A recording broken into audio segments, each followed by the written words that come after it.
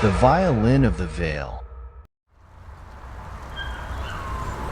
In the small, isolated village of Blackthorn, nestled deep within a forest untouched by time, there was an old music shop that had stood for centuries. Hollow Strings was its name, and it was known for its collection of rare and exquisite musical instruments. Among the villagers, the shop was shrouded in an air of mystery, and the most mysterious of all was a violin kept in a locked glass case at the back of the shop. The violin was beautiful, with a body carved from the darkest ebony wood, inlaid with silver filigree that seemed to dance in the light. Its strings were made of an unusual material that shimmered with an almost ethereal glow. The villagers called it the Violin of the Vale, and it was said to be cursed. The story of the violin's curse began with its maker, a brilliant but reclusive luthier named Alastair Thorne.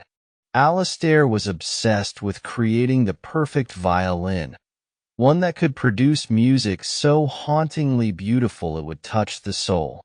He spent years crafting it, pouring all his skill and passion into the instrument. But when his beloved wife, Eliza, fell gravely ill, Alastair became desperate. He turned to dark magic, performing a forbidden ritual to bind Eliza's soul to the violin, believing it would save her. Eliza died that night, and the violin was completed. It was said that when played, the violin could produce the most hauntingly beautiful music, but it came at a terrible cost. Anyone who played the violin would hear Eliza's voice weeping within the notes, and they would be haunted by her spirit until they succumbed to madness. Years passed, and the violin remained in the shop, untouched and feared. The shop's owner, Mr. Oswald, was an old man who had inherited the shop from his father. He knew the stories and warned anyone who showed interest in the violin. But one day, a young and talented violinist named Evelyn came to Blackthorn. Evelyn was a rising star in the world of classical music, known for her emotional performances and technical prowess. She had heard rumors of the Violin of the Vale and was determined to see it for herself. Ignoring Mr. Oswald's warnings, she begged to play it, convinced that the tales were just superstitions. Reluctantly, Mr. Oswald agreed, with a heavy heart. He unlocked the glass case and handed the violin to Evelyn. The moment her fingers touched the strings, a chill ran through her, but she dismissed it as excitement. She began to play. The music that filled the shop was unlike anything she had ever heard.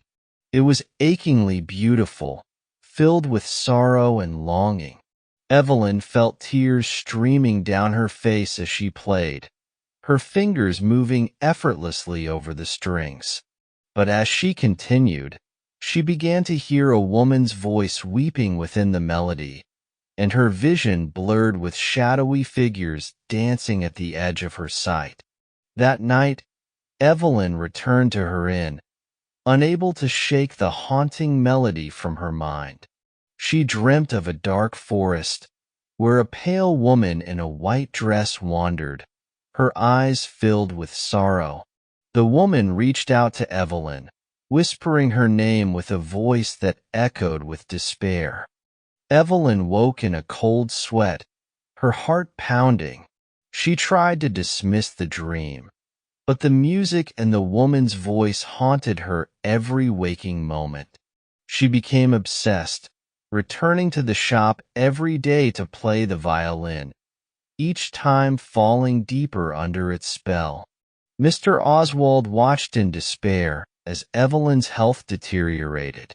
She became pale and gaunt, her eyes hollow and haunted. She spoke of seeing Eliza's ghost, of hearing her cries for help.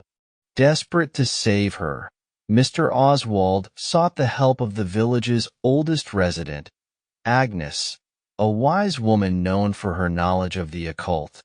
Agnes listened to Mr. Oswald's story and agreed to help. She knew of the dark magic that had created the violin and believed there might be a way to break the curse.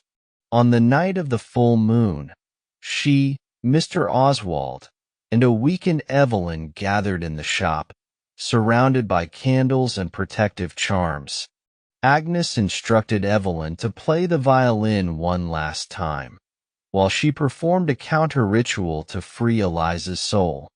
Evelyn, barely able to stand, lifted the violin and began to play.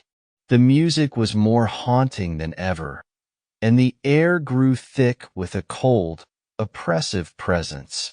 Eliza's ghost appeared, her form shimmering with a pale light, her eyes filled with a desperate plea. As Agnes chanted, the shadows in the room seemed to come alive, writhing and swirling around them. The candles flickered, and a cold wind swept through the shop. Evelyn played with all her remaining strength, tears streaming down her face as she felt Eliza's sorrow and pain. With a final, powerful chord, Evelyn collapsed, and the room was plunged into silence. Eliza's ghost hovered for a moment before dissolving into a shower of ethereal light.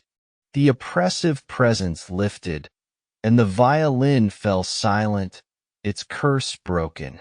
Evelyn was taken to the village healer, where she slowly recovered. The violin of the Vale, now just an ordinary instrument, was placed back in its case. The villagers spoke of Evelyn's bravery and the tragic love story of Alistair and Eliza for generations to come. Hollow strings remained, a reminder of the dark history that had once haunted it. The story of the violin of the Vale became a cautionary tale, a warning of the dangers of tampering with forces beyond comprehension. And though the shop continued to sell its rare and beautiful instruments, none ever dared to seek the haunting music of the cursed violin again.